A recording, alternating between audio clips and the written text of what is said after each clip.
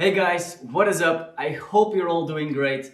Today, I don't have an update on my R32 GT-R build because of the whole corona situation. Also, the workshop where my car is had to close for the past 2 months.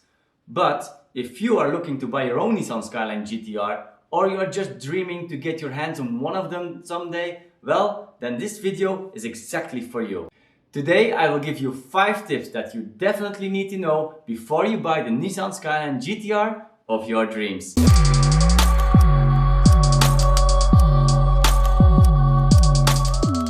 So we will get straight into this. But before we do, I just quickly want to say, if this video helped you out, then I would really appreciate it if you would like and subscribe. So please do.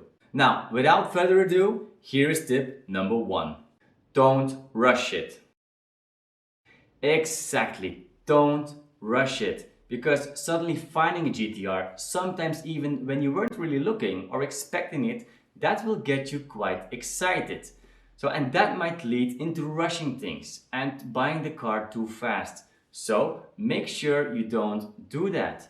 How? Well, obviously you start out with doing a good checkup on the car. To know which things you need to look out for, you can find a lot of buying guides on the internet. But if you want me to make my own version of the buying guide for R32 GT-R, just let me know in the comments down below.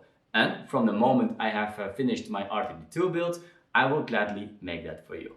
Now, checking all the places where the car might have rust, checking the VIN, checking the interior, the dashboard, all these things are obviously one part of the process. But also make sure to check the market. Sure, maybe the GT-R you just found is the closest or is the easiest one to get or is the cheapest. Could be, but don't just get the first GT-R that you can get your hands on. Compare to other GT-Rs on the market. Contact your local importer. Maybe he has a good example in stock, or maybe even he will in the next upcoming months. Also, try to connect with other GT-R owners because they were exactly in your position a while back when they were searching for their car. So maybe that person can help you find a good GT-R. But again, don't rush it. Make sure to check all your options so you can find the GT-R of your dreams. And that brings us to number 2. Surround yourself with the right people. This is very important, and especially if you are new in the GT-R world. Yes, there's a lot of information to find on the internet, but nothing beats years of experience and knowledge from someone who has been around Skylines for quite some time. So try to get in touch with these people. And maybe if you're lucky, that might be someone locally, but it also can be a professional workshop. It doesn't matter as long as they know what they are speaking about. And that way you can learn a lot of valuable things which can help you to get your perfect Skyline. But it doesn't end with getting the car itself.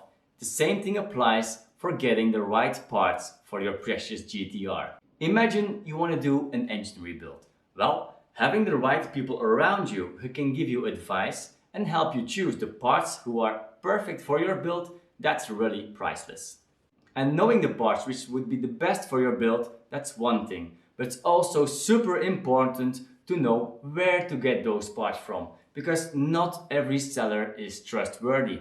I can't even count how many websites and shops my tuner told me that he knows about that aren't delivering the promises they made. This can be price, this also can be what they have available, definitely can be the time they will deliver it from. And I'm not just speaking about a few weeks, sometimes it can be even months. So also make sure you find a reliable seller for the parts you need.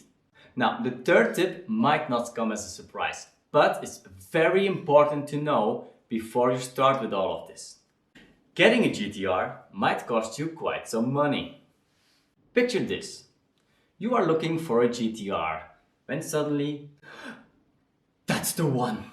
The best looking Skyline you could wish for. And oh my god, with everything you like. Of course you want it. And you want it now. Good. But what's your budget?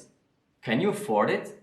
And not just buying the car, because that's what a lot of people often forget. Skylines aren't new.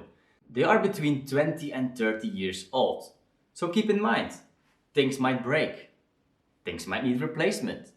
And things can get quite expensive. So make sure you know exactly what your budget is, and especially how much room you have for unexpected costs, especially in the first months, but also in upcoming years. And did you also count all the things that you want to do as upgrades and changes? Because finally getting a GTR, it's a dream come true, but getting yourself in financial trouble isn't. Look, I don't want to scare you, but I want you to work this out up front, so you don't get yourself in trouble. And that way, you can enjoy your dream car completely. So, you worked out your budget, and you're about to buy the Nissan Skyline you always wanted. Well, let me tell you, you're in for a treat. So prepare yourself for number 4. Getting a GTR will give you an unique car experience. Look, I have driven quite some sports cars, but driving a Skyline GT-R, man, you can't compare it with anything. The raw feeling it gives you, the emotions, the sound, the turbo whistle, really, everything, it's just phenomenal, and you're just constantly smiling while driving. And the best thing is not only making you happy, but also a lot of other people. And you will especially notice this the moment you take your Skyline to its first car meet. All eyes will be on you. Everybody wants to see it, everybody wants to know about it, and everybody wants to talk to you. And for a lot of people, even that is a dream come true. So when they see you rolling up with the Skyline that they always dreamed of, really, it's priceless.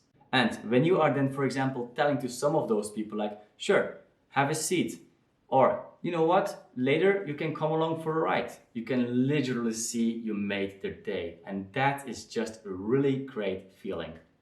And if you ask me, not a lot of cars are able to do that. Number 5, right-hand drive isn't a problem at all. Obviously, this is only for the people who are normally used to drive a left-hand drive car, which is most of us. But that is actually also something I was afraid of at first when I thought about getting an R32 GT-R. Thought like, yeah, what if I don't like the fact that it's right-hand drive? Or what if I can't get used to it? Well, I can tell you, it doesn't matter at all. Really, it's great. And for me, it took me less than an hour to get used to it. Actually, it all just goes by itself. Of course, there are some things you need to think about when you're driving your Skyline with the steering wheel on the right side of the car in a country where the roads are normally made for cars who have the steering wheel on the left side. But again, it's just a matter of practice and logical thinking. You actually know by yourself which things you should do or shouldn't do. So again, it really goes all by itself. You get used to it super quickly, and actually sometimes it's really funny. Definitely when you see people looking at you, looking at the car like, where's the driver? Oh, okay, he's at the wrong side of the car? Why? And really, it's sometimes so funny, but on the other hand, it also makes you stand out. And also, the whole GT-R right-hand drive thing is just cool. And to be honest, I wouldn't even want it to be left-hand drive. So guys, I hope my tips were valuable for you. And for those of you who are searching a GT-R right now, I wish you the best of luck. And for those of you who just want to own one day, never stop believing that day will come, because it will, and it's great. I wish you a great day, and I see you next time. Please like and subscribe.